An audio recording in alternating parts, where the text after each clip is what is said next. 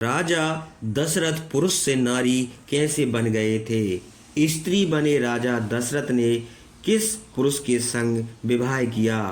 साथियों, बड़ी ही रहस्यमय प्रसंग है, इसे अंत तक देखिए। एक समय की बात है, राजा दशरथ अयोध्या में राज करते थे।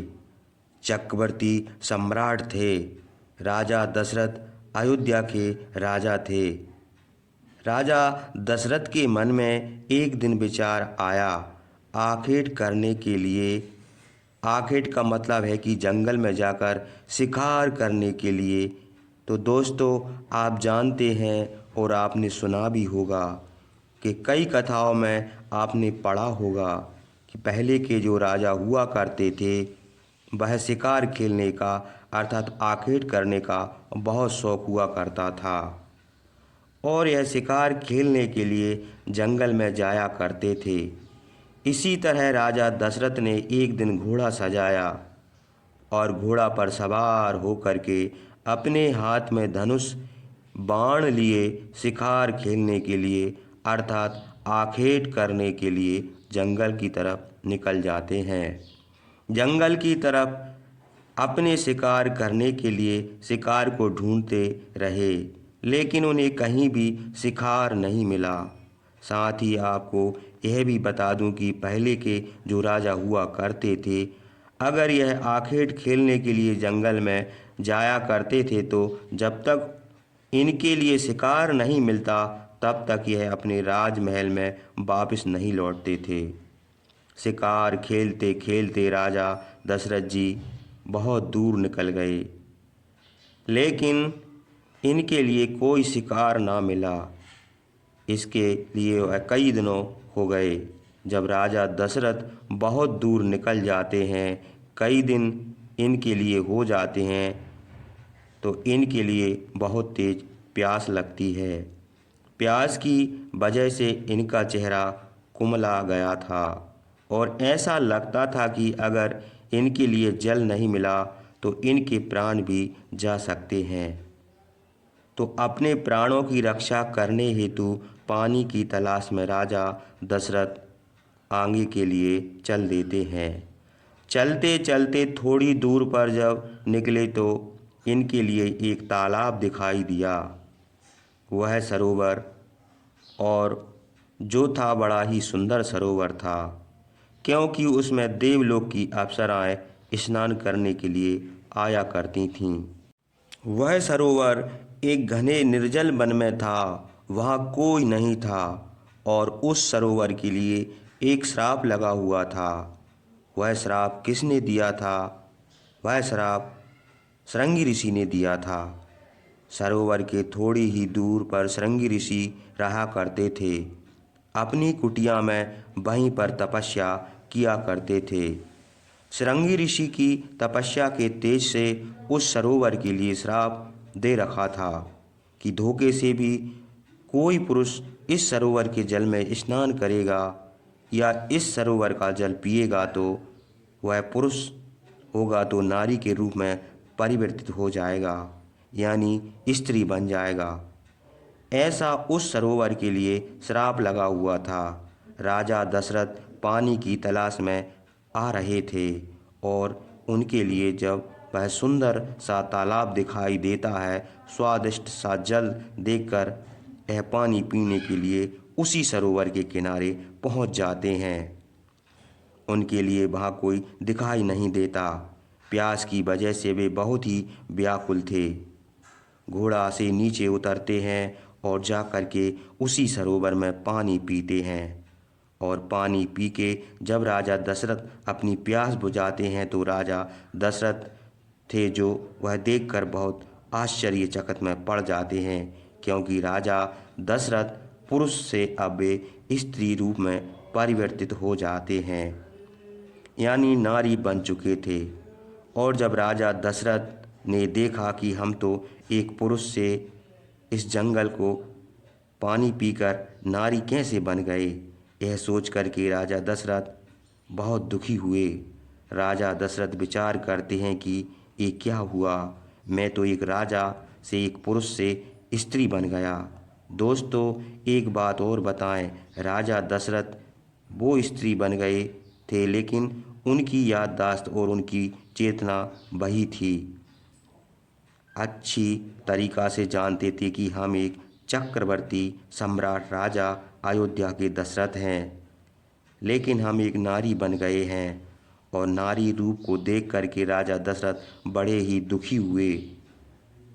नारी ऐसी वैसी राजा दशरथ नहीं बने थे, एक अप्सरा के समान बहुत ही सुंदर राजा दशरथ नारी बन गए थे। जब राजा दशरथ अपने स्त्री स्वरूप को देख करके रोने लगे, उसी सरोवर के किनारे एक वृक्ष था। उसी वृक्ष के नीचे बैठ करके राजा दशरथ आंसू बहाने लगे। सोचने लगे, यह क्या हुआ?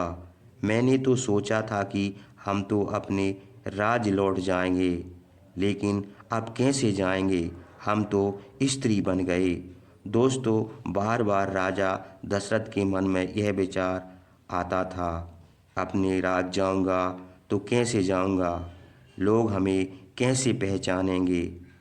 और जब मैं अपने राज में जाऊंगा तो हमें वहां जाने में लज्जा भी आएगी। यह सोच सोच करके राजा दशरथ जी बहुत रो रहे थे। प्रिय दर्शकों, उसी समय उसी जगह पर अंग देश के राजा रोमपाल, जो उनका भी वहाँ आना होता है, जब उन्होंने एक वृक्ष के नीचे सुंदर स्त्री को बैठा हुआ देखा तो राजा रोमपाल उसी वृक्ष के पास जा अपने घोड़े से नीचे उतर जाते हैं और कहने लगे कि सुंदरी, तू कौन है? कहाँ से आई है? तेरा कितना सुंदर स्वरूप है? तेरा नाम क्या है? और तू कहाँ की रहने वाली है? राजा रोमपाल ने राजा दशरथ से पूछा।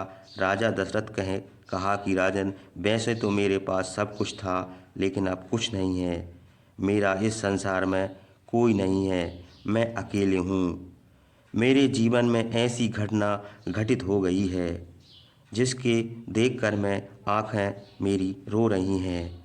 रोमपाल ने कहा, चलिए कोई बात नहीं है सुंदरी, इस संसार में तुम्हारा कोई नहीं है तो कहते हैं ना कि संसार में जिसका कोई नहीं होता उसका ईश्वर होता है।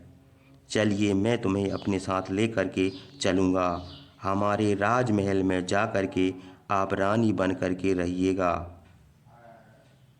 क्या हमारे साथ चलेंगी? राजा दशरथ ने विचार किया कि राजा रोमपाल के ही साथ में चला जाए तो अच्छा रहेगा, क्योंकि यदि हम स्त्री स्वरूप में अयोध्या नगरी लौट कर जाते हैं तो हमें वहाँ भला बुरा को कहने मिलेगा। वहाँ की प्रजा, मंत्री, वहाँ के रानी सब पूछेंगी कि राजा दशरथ कहाँ हैं। तो यदि उन्हें यह बताऊंगी कि राजा दशरथ इस दुनिया में नहीं रहे, वो मार दिए गए, तो वहाँ के प्रजा, वहाँ के लोग हमारी बात पर विश्वास नहीं करेंगे और हमारे लिए ही दोष लगा देंगे। इस स्त्री ने राजा दशरथ को कहीं मार दिया होगा। इस राज के लालच में इसलिए वहाँ जाना हमारे लिए उचित नहीं होगा, खतरे से खाली नहीं होगा। राजा दशरथ ने विचार किया कि इससे तो अच्छा है कि यदि मैं राजा रोमपाल के साथ जाता हूँ तो अगर कोई दूसरा व्यक्ति आएगा वो हमें ले जाएगा और अपनी स्त्री जबरदस्ती बना लेगा। इससे तो अच्छा है कि इसी राजा रोमपाल के साथ में चला जाए, इसकी रानी बन जाए। दोस्तों, राजा दशरथ ने फिर राजा रोमपाल से कहा कि राजन, मैं तुम्हारे साथ चलने के लिए तैयार हूँ। उसके बाद राजा रोमपाल दशरथ रूपी रानी को लेकर के अपने अंग देश में चले जाते हैं। वहाँ जाकर के राजा दशरथ से जो स्त्री स्वरूप में थे रोमपाल ने विवाह किया और वहीं पर दशरथ जी रहने लगे। रहते रहते बहुत दिन निकल गए। वह दशरथ एक कन्या का भी जन्म हुआ जिसका नाम पड़ा शांता, यानी दशरथ ने एक पुत्री को भी जन्म दिया। अब दोस्तों, आइए यह प्रसंग मोड़ थोड़ा अयोध्या की तरफ चलता है। उधर राजा दशरथ जो रानियों कौशल्या, सुमंत्रा और कैकई राजा दशरथ का इंतजार करते करते 1 साल गुजर गया। तीनों रानियों की लिए चिंता सताने लगी। सोचने लगी कि हमारे महाराज तो शिकार खेलने के लिए जंगल में गए थे। चलिए कुछ दिन तो लग सकते हैं लौटने में, लेकिन 1 वर्ष हो गया, हमारे महाराज अभी लौट कर नहीं आए। प्रजा में राज का संतुलन बिगड़ रहा है। प्रजा में त्राह त्राह मच रही है, क्योंकि प्रजा जो है राजा के बगैर सूनी है। यह राज एक राजा के बगैर सूना है, और बिना राजा के यह प्रजा क्या करेगी। मंत्री कार्यकर्ता क्या करेंगे, क्योंकि कोई सुझाव देने वाला नहीं है। दुखी होकर के, चिंताग्रस्त होकर के तीनों रानियों ने गुरु वशिष्ठ को बुलाया और वशिष्ठ जी से कहा कि गुरुदेव, हमारे पति महाराज अवध नरेश आखेट करने के लिए जंगल गए थे, लेकिन 1 वर्ष हो गया, अभी तक लौट कर नहीं आए। मेरे दिल में चिंता हो रही है, हमारे महाराज कहीं संकट में तो नहीं पड़ गए, किसी ने बंदी तो नहीं बना लिया, कोई और तो घटना घटित नहीं हो गई। इसलिए महाराज कुछ बताइए कि हम क्या करें। दोस्तों, गुरु वशिष्ठ ने तीनों रानियों के लिए समझाया। उसके बाद बहुत बड़े बड़े विद्वान मंत्री थे, उनके लिए बुलवाया, जिसमें आर्य सुमंत भी थे। और आर्य सुमंत से कहा कि जाइए सुमंत जी, इस सेना को लेकर के अयोध्या नरेश महाराज दशरथ की खोज करिए। दशरथ इस समय कहाँ हैं, सुकून से हैं या किसी मुसीबत में। दोस्तों, गुरु वशिष्ठ से आज्ञा लेने के बाद मंत्री सुमंत जो थे सेना को लेकर के और राजा दशरथ की खोज में निकल जाते हैं। और चलते चलते एक निर्जल वन में पहुँचे और उसी सरोवर पर पहुँचे जहाँ राजा दशरथ ने उस तालाब का जल पिया था और जल पीने से नारी बन गए थे। जब उस सरोवर पर पहुँचे तो आर्य सुमंत ने सेना को रोक दिया और कहा कि सरोवर के पास में बिल्कुल मत जाना। सेना ने पूछा कि मंत्री जी क्या बात है।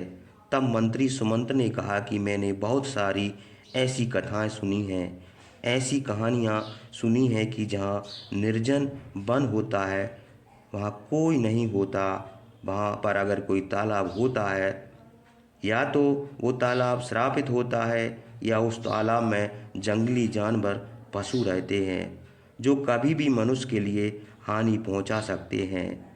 इसलिए मुझे ऐसा यहाँ पर आने से प्रतीत हो रहा है। इस तालाब के पास जाने से, इसका जलपान करने से हमारे लिए खतरा से खाली नहीं होगा। इसलिए दोस्तों, सेना में मंत्री सुमंत की बात को मान लिया, तालाब के नज़दीक नहीं गए। उसके बाद मंत्री सुमंत ने देखा कि हमारे महाराज के घोड़ा के टापू के चिन्ह यहीं तक सीमित हैं, अब यहाँ से आगे कहीं नहीं दिखाई देते। लेकिन आगे कहीं जाना है तो दशरथ की तलाश तो करना है। उसके बाद आर्य सुमंत ने सेना को लेकर के आगे बढ़ते हैं। आगे बढ़ने के बाद उन्हें एक कुटिया दिखाई दी, एक आश्रम दिखाई दिया, और वह आश्रम जो था शृंग ऋषि का था। मंत्री सुमंत सेना सहित जब उस आश्रम पर पहुंचते, वहां पर शृंग ऋषि तपस्या कर रहे थे। मंत्री सुमंत ने सारी सेना जाकर उस शृंग ऋषि के लिए प्रणाम किया। शृंग ऋषि ने कहा कि कहिए कैसा आना हुआ है, कहाँ से आप आए हैं। मंत्री सुमंत ने अपना परिचय दिया और बताया, हे ईश्वर, हम अयोध्या नगरी से आए हैं, हम राजा दशरथ के मंत्री सुमंत हैं। राजा दशरथ शिकार खेलने के लिए 1 वर्ष पहले आए थे और 1 वर्ष हो गया, हमारे राज अभी तक अयोध्या नहीं लौट कर गए। हमारे राजा के बगैर राज का संतुलन बिगड़ रहा है, प्रजा में दुख आ रहा है, ऐसा लगता है अकाल पड़ गया, सारी प्रजा मुसीबत में है।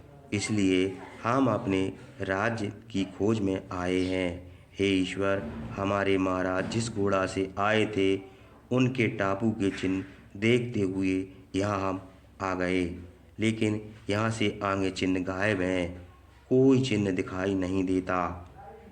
आप तो एक महर्षि हैं और आप बताइए कि हमारे इस समय राजा दशरथ कहाँ हैं।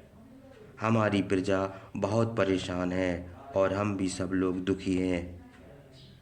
अपने राजा के बगैर दोस्तों राज्य उनका सूना था। तब श्रृंग ऋषि ने अपने तपोबल से देखा। उन्होंने देखा कि जिस तालाब के लिए मैंने श्राप दे रखा था वहाँ पर कोई पुरुष आएगा और यदि इस तालाब में स्नान करेगा या जलपान करेगा तो वह पुरुष रूप से नारी रूप में परिवर्तित हो जाएगा। सारी जानकारी अपने तपोबल से जान करके फिर श्रृंग ऋषि ने कहा कि सुनिए आर्य मंत्री सुमंत्र, तुम्हारे राजा दशरथ इस तालाब में जल पीने के लिए आए थे। प्यास से व्याकुल थे और ये तालाब जो है इसका जल श्रापित है। जो भी पुरुष आएगा वो इसका जलपान करेगा या स्नान करेगा तो स्त्री बन जाएगा। इसलिए तुम्हारे राजा दशरथ ने इस सरोवर को आकर जल पिया और जल पीने के बाद वह स्त्री रूप में परिवर्तित हो गए। तुम्हारे राजा दशरथ अब इस समय नारी बन गए हैं। आर्य मंत्री सुमंत ने पूछा, हे ईश्वर, वह बताइए कि हमारे स्त्री रूपी राजा दशरथ इस समय कहाँ है। इसके बाद मैं पुनः तपोबल से ऋषि श्रृंगी ने जब देखा तो बताया कि तुम्हारे स्त्री रूपी राजा दशरथ अंग देश में राजा रोमपाल के यहाँ रह रहे हैं, उनकी रानी बन करके, और तुम वहाँ जाओ। दोस्तों, श्रृंग ऋषि को बार बार धन्यवाद देकर आर्य मंत्री सुमंत्र अपनी सेना को लेकर के अंग देश की ओर चल देते हैं। चलते चलते अंग देश में जब पहुँचे वहाँ के जाकर द्वारपाल से मिले। द्वारपाल से कहा कि हम आपके राजा रोमपाल से मिलने के लिए आए हैं और अयोध्या नगरी से आए हैं। हम राजा दशरथ के मंत्री सुमंत्र हैं। दोस्तों, उसी समय द्वारपाल मंत्री सुमंत की सूचना जाकर के राजा रोमपाल को देता है। राजा रोमपाल वहां आकर के मंत्री सुमंत्र से मिलते हैं और कहते हैं कि कहिए कहाँ से आना हुआ है, कहाँ के रहने वाले हैं आप। तो मंत्री सुमंत्र ने अपना परिचय दिया और कहा कि राजन, मैं अयोध्या नगरी से आया हूँ। हमारे राजा दशरथ 1 वर्ष पहले शिकार खेलने के लिए जंगल में आए थे। श्रृंग ऋषि के आश्रम के नज़दीक एक सरोवर है, वहाँ जाकर के उन्होंने जल पी लिया। अब वो पुरुष से स्त्री बन गए हैं और आपके यहाँ रह रहे हैं। राजन, आपकी बहुत बड़ी मेहरबानी होगी, हमारे राजा को वापस हमें लौटा दीजिए, क्योंकि हमारे राज का संतुलन बिगड़ रहा है। हमारे राज्य में अकाल पड़ गया है, प्रजा राजा के बगैर दुखी है। हम सब लोग भी बहुत ही चिंतित ग्रस्त हैं। तीनों रानी राजा की बहुत परेशान हैं। दोस्तों, राजा रोमपाल ने जब देखा कि मैं एक सरोवर के किनारे एक वृक्ष था उससे के एक स्त्री को लेकर आया हूँ, वही राजा दशरथ। उसके बाद उस राजा रोमपाल ने कहा, मंत्री सुमंत, आप चिंता मत कीजिए, तुम जो कह रहे हो वह सत्य है। मैं उस सरोवर से एक सुंदर स्त्री को लेकर के आया था, मैंने उससे विवाह किया, हमारी इस समय रानी है। उसके बाद दोस्तों, राजा रोमपाल जो दशरथ रूपी स्त्री को वहाँ पर बुलाते हैं और जैसे ही मंत्री सुमंत स्त्री रूपी दशरथ के पास में पहुँचते हैं, हाथ जोड़ करके प्रणाम करते हैं। सारी प्रजा प्रणाम करती है और कहती है कि राजन, यह आपका हाल कैसे हो गया। 1 बरस आपका इंतज़ार करते करते हो गया लेकिन लौट कर नहीं आए। तीनों रानियां आपके बगैर बहुत परेशान हैं। पूरे राज का संतुलन आपके बगैर बिगड़ गया है और पूरे राज में अकाल पड़ गया। प्रजा त्राह त्राह कर रही है। क्या राजन, आपने मुझे पहचाना नहीं। स्त्री बने राजा दशरथ ने कहा कि हाँ मंत्री सुमंत, मैंने आपको पहचान लिया, अपनी चेतना और याददाश्त नहीं भूला, लेकिन क्या करें, मैं तो प्यास से व्याकुल होकर के उस सरोवर पर पहुंच गया। मैंने उसका जलपान पी लिया। मुझे नहीं मालूम था कि वह सरोवर श्रापित है। श्रृंग ऋषि के तेज से वहाँ कोई भी पुरुष जाता, उसका जल पीता तो वह स्त्री बन जाता था। सारी जानकारी मुझे नहीं थी, मुझे से भूल बन गई और मैं स्त्री बन गया। इसलिए मंत्री सुमंत नहीं आया, क्योंकि मुझे वहाँ से आने में बहुत